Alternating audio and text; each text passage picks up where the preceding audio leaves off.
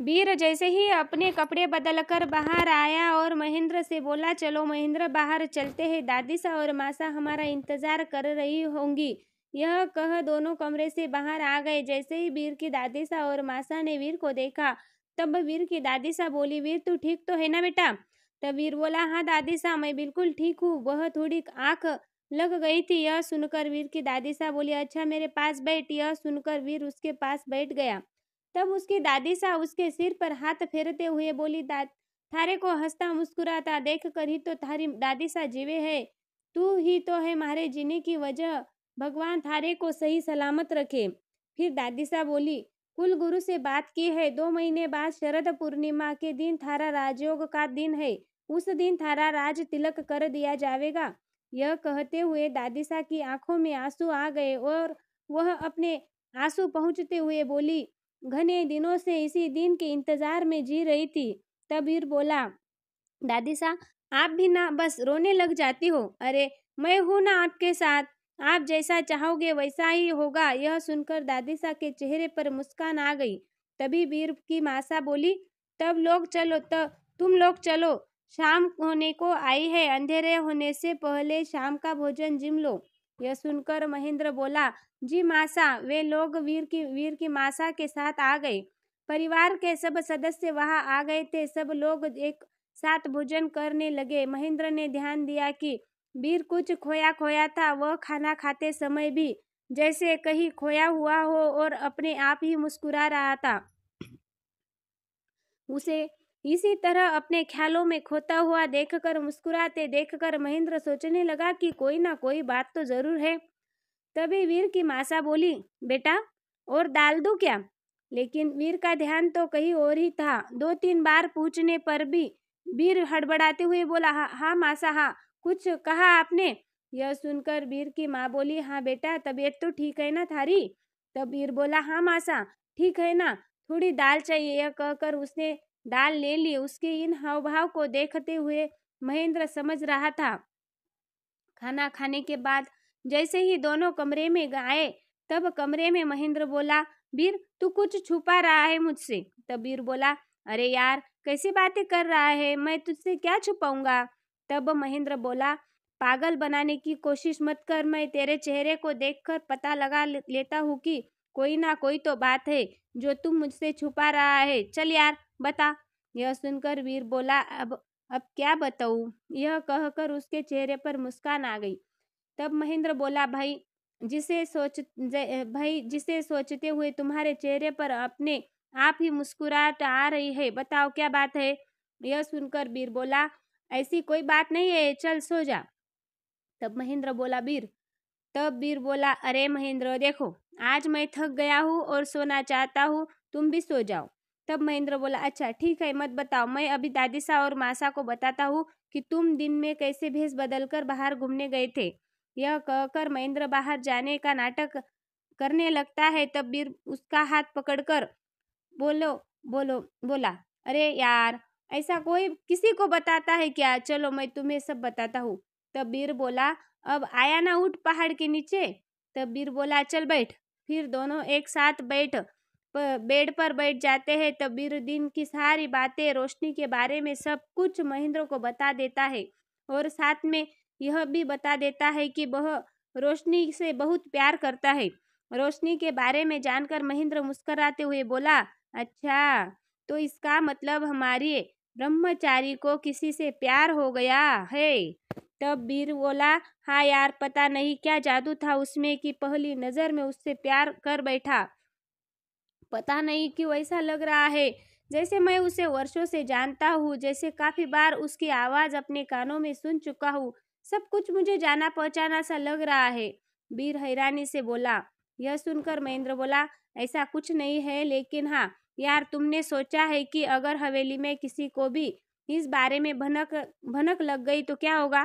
तब वीर बोला, देखो महेंद्र, इस बारे में कुछ सोचना नहीं चाहता। मैं सिर्फ रोशनी के बारे में सोचना चाहता हूँ। मैं उससे बहुत प्यार करने लग गया हूँ। पता नहीं क्यों, लेकिन मुझे पहली नजर में ही उससे प्यार हो गया है। अब उसके सिवाय मुझे और कुछ दिखाई नहीं देता। और रही बात हवेली में सब लोगों को पता चलने की, तो देखो महेंद्र, एक न एक दिन तो यह बात सबको पता चलनी है। उस समय मैं सब कुछ संभाल लूंगा। मुझे पता है कि सब लोग मेरी बात से जरूर सहमत हो जाएंगे। तब महेंद्र बोला, तुम जानते हो ना वीर कि तुम कौन हो और वह लड़की कौन है। ऐसे में यह गांव के समाज और दोनों के रिश्ते को स्वीकार नहीं करेगा। तब वीर बोला, उस समय जो होगा वो देखा जाएगा महेंद्र। हाँ चलो अब तुम सो जाओ, मुझे भी नींद आ रही है। वैसे कल सुबह फिर उससे मिलने जाना है। यह कह कर वीर के चेहरे पर मुस्कान आ गई और वह सोने के लिए लेट गया। महेंद्र को गहरी सोच में डूबा हुआ देख वीर बोला, चल यार अब सो जा, बंद कर अब सो जा। वीर की बात सुनकर महेंद्र भी अपने बेड पर आकर सोने के लिए लेट गया। कुछ ही देर में वीर को गहरी नींद में सो गया, लेकिन महेंद्र गहरी सोच में डूब रहा है और ना जाने कब वह भी गहरी नींद में सो गया। दूसरे दिन भी वीर महेंद्र की मदद से भेष बदलकर खिड़की के रास्ते जंगल में घूमने के लिए निकल गया। वह जल्दी जल्दी अपने कदम बढ़ा रहा था। आज उसे रोशनी से मिलने की बेचैनी हो रही थी। जैसे ही जंगल में वीर उस जगह पहुंचा जहां उसने कल रोशनी से मिला था, तब वीर ने देखा कि आज वहां रोशनी नहीं थी। यह देखकर वीर की बेचैनी बढ़ने लगी। वह इधर उधर रोशनी को देखने लगा। तब उसे पायल की खनकने की आवाज आई। वीर ने जैसे ही पीछे मुड़कर देखा तो रोशनी खड़ी थी। रोशनी के चेहरे पर मुस्कान थी। वह कुछ कह पाती उससे पहले ही रोशनी बोली, अरे कुंवर जी तुम। यह सुनकर वीर बोला, हाँ अब कैसे है तुम्हारी चोट। यह सुनकर रोशनी ने कहा, अब ठीक हूँ, थारा घना घना धन्यवाद जो थारे ने हमारी मदद की। रोशनी कहने लगी। तब वीर बोला, क्यों ना हम कुछ देर बैठकर बातें करें। यह सुनकर रोशनी उसकी तरफ हैरानी से देखने लगी। तब वीर बोला, देखो गलत मत समझना, मैं हमेशा से ही शहर में रहा हूँ। तू गांव में किसी को ज्यादा कुछ जानता नहीं और मेरी मासा दादी सा मुझे बाहर निकलने भी नहीं देती। अगर ऐसे में तुम मेरी दोस्त बन जाओ तो मेरा भी गांव में मन लगा रहेगा और गांव के बारे में तुमसे कुछ जानने का मौका भी मिलेगा। लेकिन रोशनी ने कोई जवाब नहीं दिया। फिर वीर वहां से जाने लगा। तब रोशनी बोली, कुबर सा।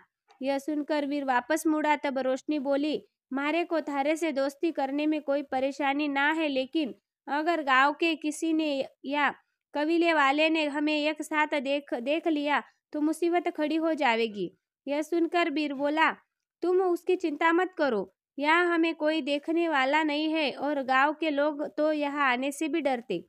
यह सुनकर वह रोशनी के पास गया। तब रोशनी आगे आगे चल दी।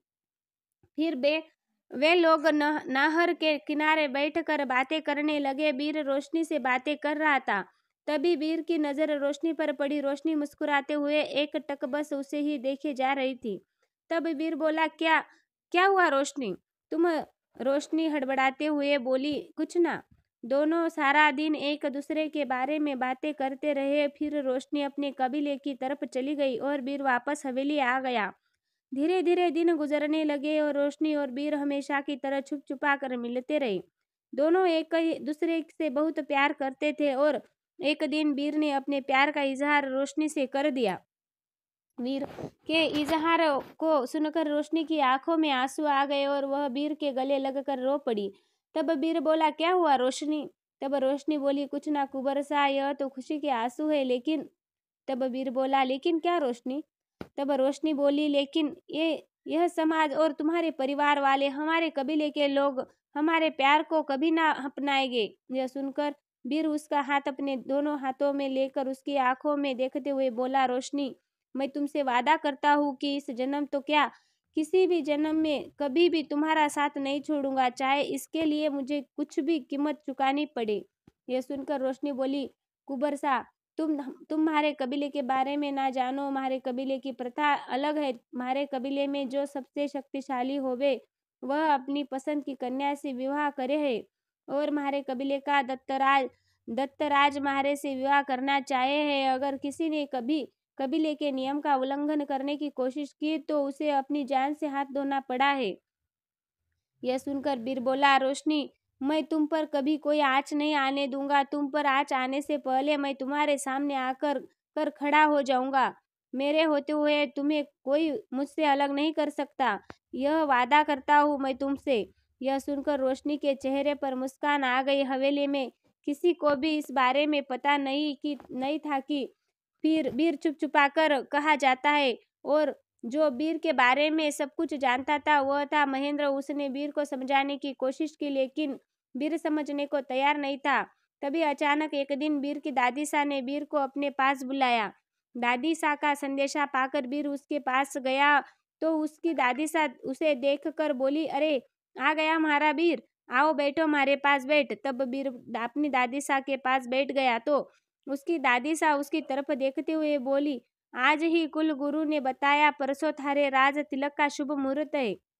यह सुनकर बीर कुछ कहता उससे पहले ही उसकी दादी सा बोली, थारा राज तिलक देखने के लिए ही तो मैं इतने दिनों से जिंदा हूँ।